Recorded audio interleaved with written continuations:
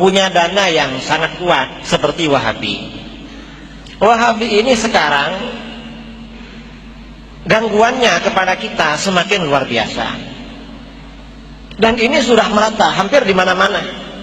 Mulai dari Sabang sampai Merauke.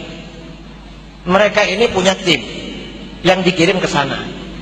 Dan ustadz-ustadz Wahabi ini memang gajinya mahal. Karena laporan dari mantan-mantan mereka, saya beberapa kali waktu ngisi ke Bogor, waktu ngisi di Bekasi, di tempat lain, mantan-mantan Ustadz Wahabi laporan ke saya. Saya tahu Kiai, gajinya Ustadz Wahabi tiap bulan tahu berapa? $1.500. Loh, sampean kok tahu? Saya dulu mantan Ustadz Wahabi. Jadi saya coba menjadi dai mereka. Satu bulan itu $1.500, lumayan Kiai. Kalau sekarang kan 20 juta lebih. Seandainya punya istri 4, itu lebih dari cukup. Mengapa? Punya istri 1 itu 1 bulan kan cukup. 2 juta itu sudah katanya. 2 juta itu sudah Masya Allah Kiai kan.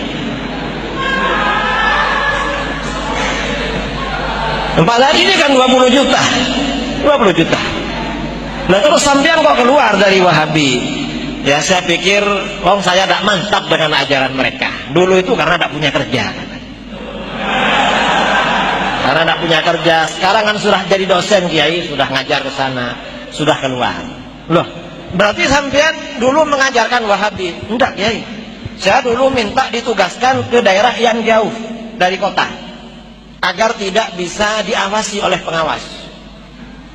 Jadi saya masih tahlilan, masih ini. Cuma lama-lama takut ketemu, akhirnya keluar kata. Jadi $20 nih, $1.500. Jadi mereka ini kerjanya ya cuma berjamaah di masjid.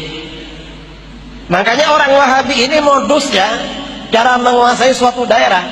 Mula-mula mereka akan rajin berjamaah. Masjid kotor disapu. Muadzin tidak ada, azan. $1.500. Ya, ini ada yang mengatakan katanya, ini bahasanya saya baca dari transkrip bahasa dia. Ini lagi kelompok-kelompok transnasional yang memang punya dana yang sangat kuat seperti Wahabi katanya. Masya Allah, Wahabi dananya kuat. Ya, katanya Wahabi ini sekarang gangguannya kepada kita semakin luar biasa. Dan ini sudah merata hampir kemana-mana, mulai dari Sabang sampai ke Merauke. Ya, jadi ini merasa terganggu dengan Wahabi. Ya, saya nggak tahu yang pertama Wahabi yang mana yang mengganggu dia.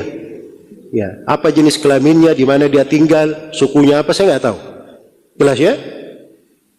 Tapi di mana-mana itu kalau ada yang mengajak kepada sunnah, berpegang kepada Al-Quran dan sunnah, maka ada sebagian manusia yang pasti apa? Tidak senang akan hal tersebut. Iya. Ada sebagian orang yang berada di atas kekeliruan pasti tidak menyukainya. Tidak menyukainya. Nah, dia katakan di sini, katanya ini Wahabi sudah merata di mana-mana, hampir di mana-mana, dimulai dari Sabang sampai ke Merauke. Ya. Katanya mereka ini punya tim yang dikirim ke sana, dan ustaz-ustaz Wahabi ini katanya memang gajinya mahal. Ya. Karena laporan dari mantan-mantan mereka, saya beberapa kali waktu ngisi di Bogor, katanya waktu ngisi di Bekasi, ya, di tempat lain, mantan-mantan ustadz Wahabi laporan ke saya. Ya, katanya saya tahu Kiai, gajinya ustadz Wahabi itu tiap bulan berapa? Katanya $1.500. Ya. Ditanya sama Kiainya ini tadi yang bercerita ini, sampean kok tahu? Ya. Katanya saya dulu mantan ustadz Wahabi. Ya. Jadi saya coba menjadi dai setiap bulan $1.500. Lumayan Kiai. Ya. Kalau sekarang 20 juta lebih, seandainya punya 4 istri, nah itu lebih dari cukup katanya. Ya. Jadi sampai hal-hal yang seperti ini kadang sebagian orang nggak malu, kedustaan yang seperti ini dia sebarkan di mana-mana. Jelas ya? Ini dia sebut siapa saja orangnya, dari mana dia dapat dana dan seterusnya. Ya. Kalau dia ingin lihat dari pondok-pondok pesantren yang mereka tuduh Wahabi di di Indonesia ini dari Sabang sampai Merauke dan memang berkembang dengan sangat pesat ya di Indonesia ini karena memang orang-orang yang mereka tuduh Wahabi ini adalah orang-orang yang paling bagus nasionalismenya terhadap negerinya. Ya. Karena itu mereka ribut, nggak suka. Ya, mereka demo-demo, orang yang mereka katakan Wahabi yang melarang demo. Sana menghujat pemerintah, orang-orang yang mereka tuduh Wahabi yang menerangkan tentang kedudukan pemerintah, tidak boleh dicela dan dihujat. Dan mereka dalam hal ini itu berbicara tentang agama, sebagaimana Imam 4 menerangkan wajibnya taat kepada pemerintah yang Muslim dalam hal yang ma'ruf, itu ada di buku-buku akidah mereka. Dan mereka ini menerangkan bukan karena ada proyek, tidak ada. Tidak ada anggaran di situ. Ya, tidak ada anggaran. Ya, beda dengan sebagian orang ini. Kalau ada anggaran, masya Allah, baru dia bergerak. Ya, bikin program di sana sini, bela negara, cinta tanah air. Orang-orang Salafi itu dari dulu menjelaskan, yang mereka tuduh Wahabi ini, itu dari dulu punya kegiatan di sana sini, di majelis-majelis mereka, isinya seperti itu. Ya, menerangkan bagaimana yang benar. Jadi ini kadang menyusahkan sebagian orang. Jelas ya? Akhirnya mulai tujuh macam-macam. Ada lagi yang bikin statement katanya. Masya Allah ditulis di koran lagi. Ya.